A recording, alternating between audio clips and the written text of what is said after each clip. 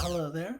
Thank you for joining me here on Alyssa Jean's Reviews. My name is Alyssa, and this is my video for my 10 least favorite Star Trek Voyager episodes. Now, before I dive into the 10 episodes, I want to kind of touch on my overall feelings on Star Trek Voyager, and I like to compare it to The Next Generation and Deep Space Nine. Look at those three together because those are the only three shows that aired at any point in the 90s. Those are also the only three Star Trek shows to have 7 seasons, or at least up to this point they are.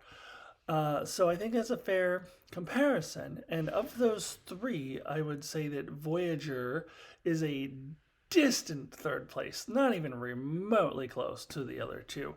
The other two had more consistent quality writing.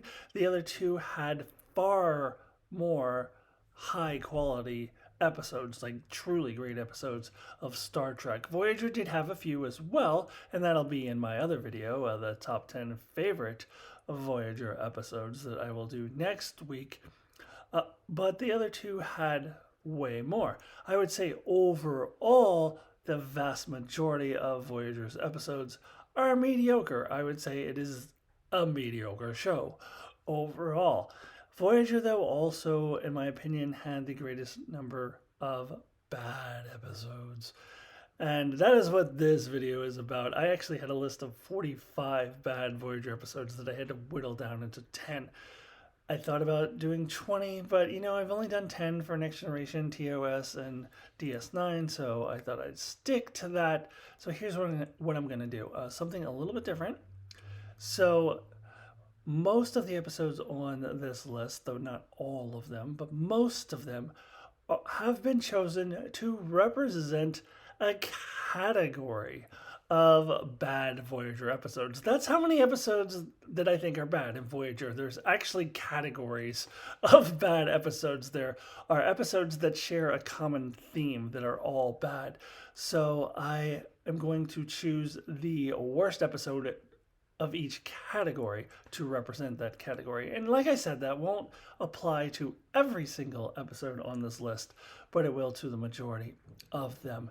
Now, one last thing before I get into it, just a shout out to fans of Enchantment of Eternity, my brother's channel, on which I have sometimes appeared. If you are a fan of his channel, you will probably know that he considers the Voyager finale Endgame to be one of the worst episodes of all time. And people have often asked me, do I hate that episode as much as my brother does? And the answer is no. You will not see that on this list. I find it to be a mediocre episode. Honestly, I found it to be a mediocre finale for a mediocre show, so to me, it was the finale that Voyager deserved. Now, but keep in mind, I don't hate it. I don't think it's terrible. I think it's mediocre. But you will not find Endgame on either this video or my 10 favorite list either. Anyways, with all that out of the way, let's go ahead now and finally dive straight into my 10 least favorite episodes of Star Trek Voyager. Number 10!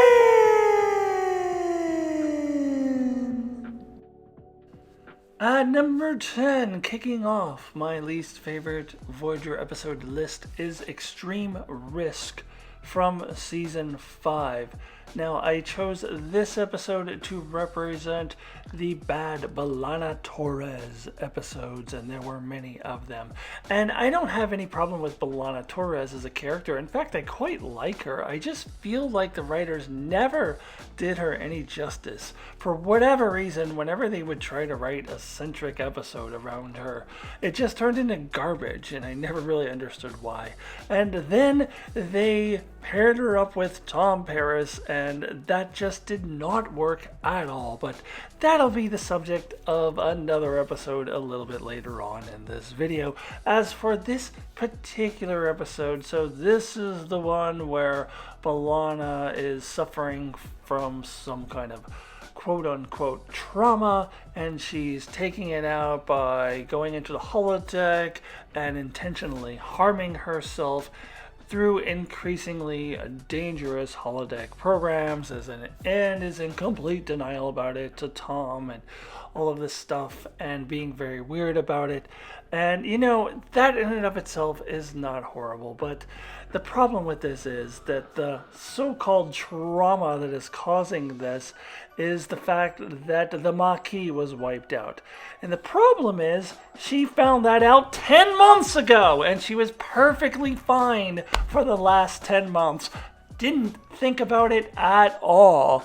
The show tries to play it off as if she was traumatized the whole time, but that is total bullshit. This just came out of complete nowhere. So once again, bad writing for a B'Elanna Torres episode. But the main reason I actually chose this specific episode for this list is also the B plot, which features the worst villains in all of Star Trek Voyager, with all due respect to you Kazon haters in the world. It is the Malon. This plot was so bad that it was actually kind of hilarious. It was this ridiculous space race between Voyager and the Malon, and my favorite part is the Malon captain going, "Ooh, Captain Janeway, I'm going to blow some pollution at you!" And Janeway's just like, "Yeah, whatever, that's good. I don't care." It's so ridiculous, and it's supposed to be taken seriously. So between these two plots, Extreme Risk is number 10 on my list. Number 9, number 9, number 9, number 9. At number 9 on my least favorite list is Parturus. I'm not sure how you pronounce this. Anyway, it's from season 2. My brother and I have had this disagreement on which is worse, season 2 or 3. He thinks 3 is way worse. I think 2 is way worse, and one of the reasons I would point to is this awful ongoing storyline at the beginning part of season 2, in which Neelix is jealous of Tom Paris and Kes because he's imagining that they're having an affair, and he's getting jealous over stupid little shit, and it's just so ridiculous. And I think it's honestly, to me, still way back from early season 2, one of the worst ongoing storylines Voyager ever did. And Voyager didn't do a lot of them. That was one of the problems with Voyager. But anyways, I just absolutely hated that storyline, and that is why I chose this episode to represent that awful recurring storyline. And this has the tropiest of bad tropes, one of the worst tropes in all of Star Trek that happens again and again and again. The two people who hate each other crashing in a shuttle together and having to work their shit out. And I'm sorry, the little dinosaur baby or whatever does not do it for me. This was just dummity dumb, and I really cannot stand this episode. The only bright side of this episode, is that it does mark the conclusion of that terrible ongoing storyline between Tom Paris and Neelix, but that storyline never should have existed in the first place. 8-ball corner pocket, baby. Number 8. At number 8, Alter Ego from season 3. So season 3 does get a little bit of my hate as well. And speaking of people getting jealous of other people, this is Harry Kim being jealous of Tuvok over this holographic woman that he fell in love with.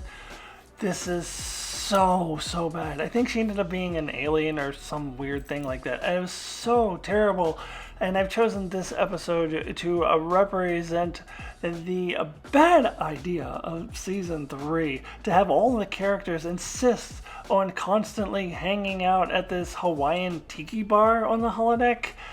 Why? Whatever happened to the pool hall in France? Like, that was way better than this. Voyager always had to find a place for all the crew to hang out at. Even Tuvok would go there, and it just never made any sense to me. And Neelix would always get all excited about this Earth culture he knows nothing about. I don't know.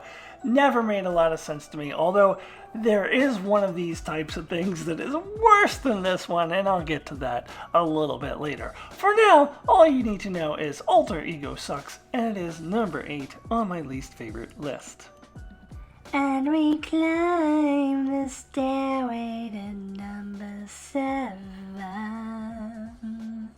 At number 7, Human Error from Season 7. This episode is here to represent how the show completely decimated 7 of 9's character in its final season. They also ruined the Doctor's character, but I will get to him just a little bit later.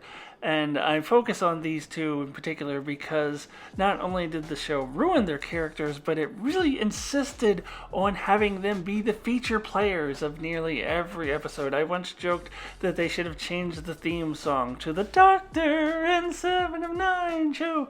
Anyway, there is no better representation of that than this episode. I don't know what happened. They used to write really compelling stories for her, especially in Season 4 and a little bit in Season 5 as well. They just forgot how to write for her. Now they just want to put her in a soap opera. I don't know what's happening here. They want to have her suddenly fantasizing about being with Chakotay and leading a normal life. These are not things she ever desired before. This is not about becoming more human. 7 of 9 was perfectly fine at becoming more human and still being herself. The whole point of it is for her to be a unique individual, not to be like a cardboard cutout of a Barbie doll in a soap opera. It doesn't make a whole lot of sense for her character. Seemed like a ratings grab. And by the way, the whole Chakotay and 7 of 9 thing thankfully was only featured in 2 episodes, but it is the absolute worst romance between regulars in the entire Star Trek franchise. Mark my words on that. Also, this is pretty painful to sit through, and that is why it is number 7 on my least favorite episode list. And to get your kicks out on Route 6. Yeah, just 6. Number 6. At number 6 on my least favorite list is Spirit Folk from Season 6. So this is that recurring holodeck thing that is even worse than the tiki bar that I was referring to earlier. This is when the entire crew, including Tuvok and Neelix and 7 of 9, were obsessed with hanging out in this 19th century Irish town. Why? Why? Oh, why? Oh, why? Oh, why? Oh, why? You could turn this into a drunken Irish song. Why? Oh, why? Why? It never made any sense. And I kind of had considered combining Fairhaven and Spirit Folk into one and calling it a tie, but I decided to choose the one that I like just a little bit less. So I'm going to give the edge to Spirit Folk here, as this is the one where they see Tom Paris beam away or something and they think that he's a fairy, and they're all suspicious of Tom and Harry, and they think they have these magical powers, and it's just so dumb. I just really feel like after this episode I lost a few IQ points. It's just so dumb. And this represents a pair of episodes that are absolutely terrible. One of the worst ideas the writers ever came up with for Voyager. High five! Number 5. At number 5, Author from Season 7. And now we get to the Doctor. I've chosen this episode to represent all of the bad Doctor episodes in Season 7 and how Season 7 completely ruined the Doctor's character. He becomes an obnoxious prick who believes that he is superior to everyone else on the crew. And in fact, in another episode that I almost considered for this spot, Renaissance Man, he tells Captain Janeway straight out that he is superior to her. In this episode, I cannot buy that he would be that obtuse that he would not understand why his hollow novel is offensive to his friends, and he completely disregards their feelings in favor of his own obnoxious ego. Now there is some funny parts in this, especially when Tom Paris turns the tables on him. I got a little bit of a chuckle out of it. But then this episode turns from this lighthearted comedy tone to all of a sudden it's this really serious episode that is actually a really bad knockoff of a classic Next Generation episode, The Measure of a Man, which is about Data's sentience. It's one of my favorite episodes of The Next Generation, and in fact makes my top 20 video for that series. But here, it's hard for me to have empathy for the Doctor the way that I could have empathy for Data, probably because I feel like the Doctor really deserves whatever he gets. But the problem with that is it's actually not him who's suffering here. So it really irritates me that they turned this into being about the Doctor and being all about his sentience when it's really the Voyager crew's reputations who are on the line here, and they are on the line as the direct result of the Doctor's assholey actions and his complete disregard for their feelings. So fuck him. Just fuck the Doctor. I really hate him after watching this episode. So that is why Alder is a number 5 on my list for ruining a perfectly fine character up through the first 5 seasons at least. Styling and profiling, number 4. Woo! At number 4, Dark Frontier from season 5. So I've chosen this episode to represent the awful, the terrible Borg Queen, everyone, the Borg Queen. I have hated her since her very first appearance in Star Trek First Contact. Voyager took an already bad character and decided to make her even more cartoonish and even more over the top than she already was. And this episode really exemplifies that, although Unimatrix Zero Parts 1 and 2 is a close second. But I chose this one for a couple reasons. First of all, the story between her and Seven of Nine is nonsensical and is obviously a contrived attempt to force feed a relationship between these two quote-unquote beloved characters. I guess some people must love the Borg Queen. But what I really can't stand about this episode is the subplot. They're trying to retcon Seven of Nine's parents' story, and they're trying to say that even before Q flung the Enterprise into the Delta Quadrant and first introduced the entire Federation to the Borg, they did not know the Borg existed before that, but somehow before that, Seven of Nine's parents were these scientists who studied the Borg specifically, and should have been charged with child endangerment because they deliberately put their child in harm's way all the time by taking her to study a really extremely dangerous race that they actually shouldn't have known anything about. So it really drove me crazy. This whole episode drives me insane. And the sad part about it, though, is they play all this dramatic music. Like, you get the feeling that the producers here think that they're making an epic episode. Like, they think that they've scored big. Da, da, da, da, da, da. Look at how epic this episode is. It's sad. It really is sad. This episode is pathetic. And it is number 4 on my least favorite episode list. Come on, knock on my door. 3 is gonna do. Number 3. At number 3 on my least favorite list, Tuvix from season 2. This one does not represent any other episode. This is a standalone episode, which I absolutely hate. Now, many of you may disagree. You may love this episode. You may think that it has a really interesting moral dilemma in it. Well, what if I told you that there is no moral dilemma in this episode? The moral dilemma, it's a mirage, it's an illusion born of contrived writing. Don't believe me? Okay, what about the fact that Tuvix is a narcissist? Oh, you still don't believe me? Okay, well, try watching the episode. Grab yourself a pen and a paper. Draw 2 columns on that paper. In the first column, put the heading, number of times Tuvix says, me, I want, or I need, or anything along those lines. And then put a tally mark for each time you hear him do that. On the other column, put the heading number of times Tuvix considers anyone else's feelings or life over his, whether that person be Cass or another crew member or Tuvok and Neelix themselves. Number of times that happens. The first column would have several tally marks. The second column would have a big fat 0 if you are being honest. He does not give a shit about anyone else but himself, and he's very dismissive whenever Janeway tries to bring up anyone else's feelings or their life. So when she brings up Cass, he just like, yeah, she'll be fine.